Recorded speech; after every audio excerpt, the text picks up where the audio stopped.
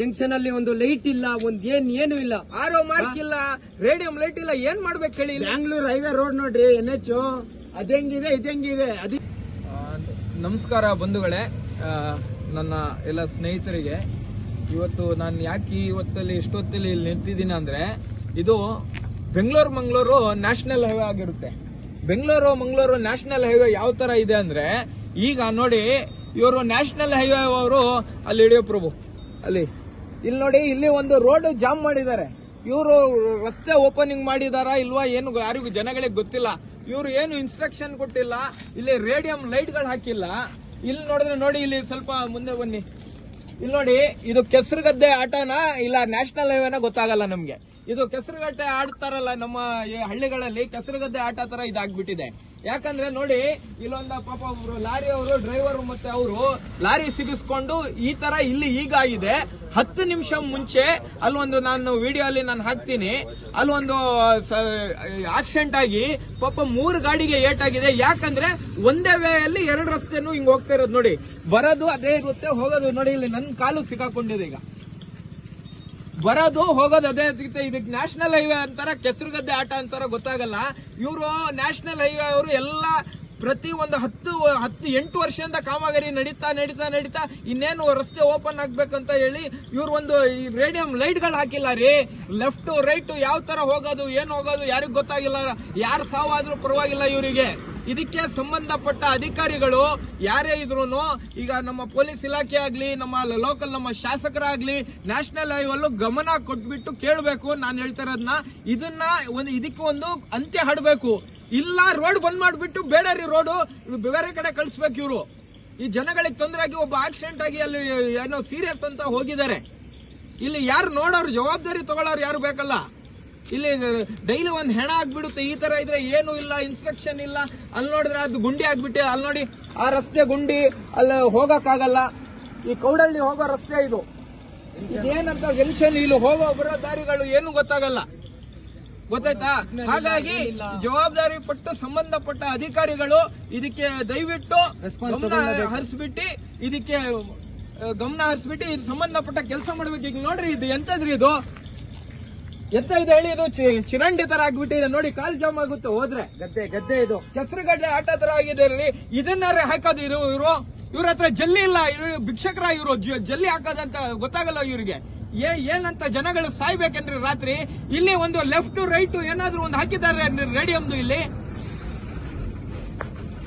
ಸಕಲೇಶಪುರ ತಾಲೂಕು, ಇದು national highway Bengaluru Mangaluru road.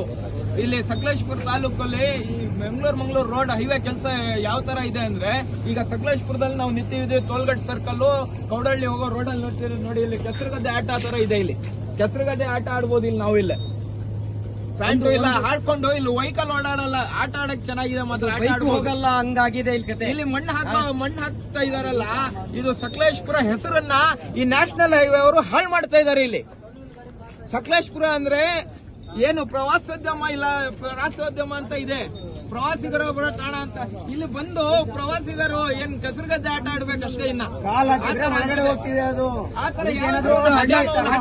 ಅರ್ಧ ಅಡಿ ಹೋಗ್ತಾ ಇದೆ. ಅಲ್ಲಿ CC ಕ್ಯಾಮ್ರಾ ಹಾಕಿದ್ದಾರೆ, ಸರ್ಕಲ್ ಅಲ್ಲಿ ಲೈಟ್ ಇಲ್ಲ. ದುಡ್ಡಿಲ್ವಾ ಇವ್ರ ಹತ್ರ? ಹೈವೇ ಅವ್ರ ಹತ್ರ ದುಡ್ಡಿಲ್ವಾ? ಸಂಪೂರ್ಣ ಕೆಲಸ ಆದ್ಮೇಲೆ ಬಿಡ್ಬೇಕು ಗಾಡಿ. ಇಲ್ಲ ಅಂದ್ರೆ ನೋಡಿ, ಒಂದ್ ಸೈಡ್ ಬಿಟ್ಟಿದ್ದಾರೆ, ಒಂದ್ ಸೈಡ್ ಬಿಟ್ಟಿಲ್ಲ. ಲೈಟ್ ಇಲ್ಲ, ಇಲ್ಲಿ ರೇಡಿಯಂ ಲೈಟ್ ಗಳಿಲ್ಲ. ಲೆಫ್ಟ್ ರೈಟ್ ಎಡ ಬಳ ಎಲ್ಲೋಗೋದ್ ಗೊತ್ತಿಲ್ಲ, ಹೋಗಿ ಗುದ್ದದೆ ಗಾಡಿಗಳಿಗೆ.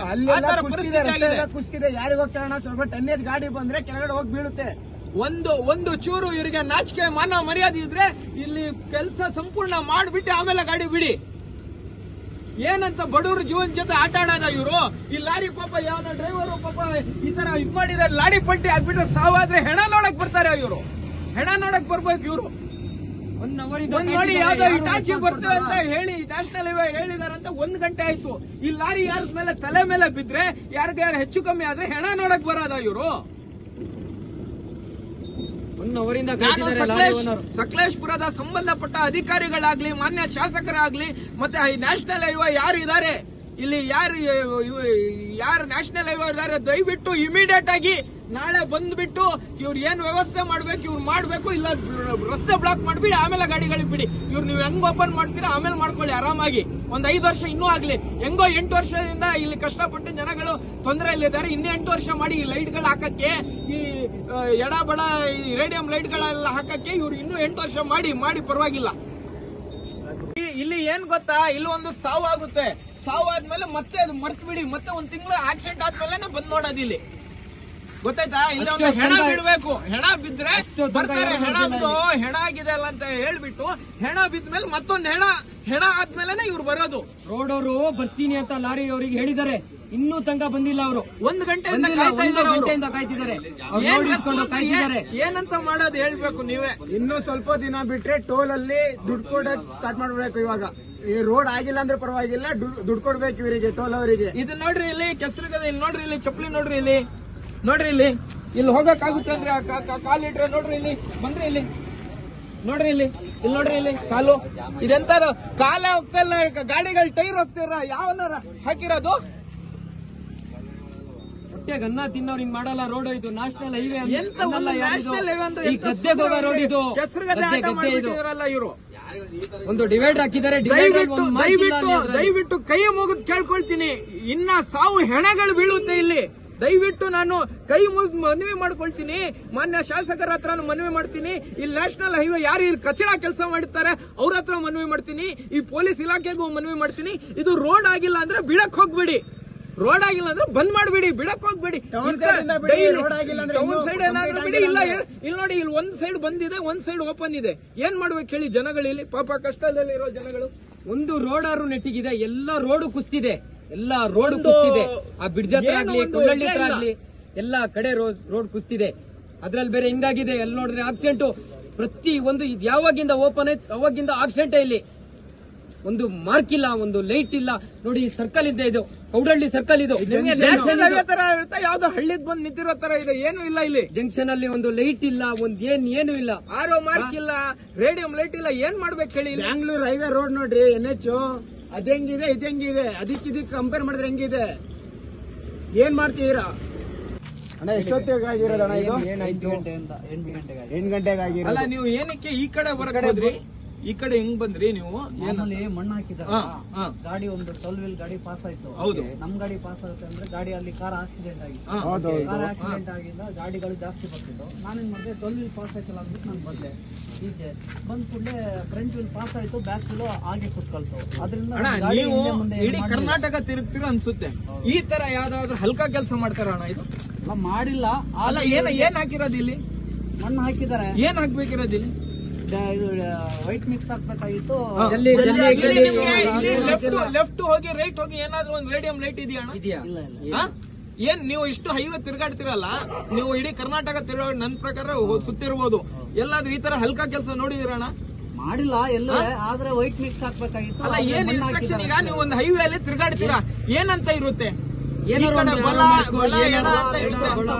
ಇರುತ್ತೆ? ಇದು ಮಾಡಿದಾರ ನೋಡಿ. ಅಲ್ಲಿಂದ ರಸ್ತೆ ಬಿಡ್ಬೋದಾ ಇವರು? ಭಯ.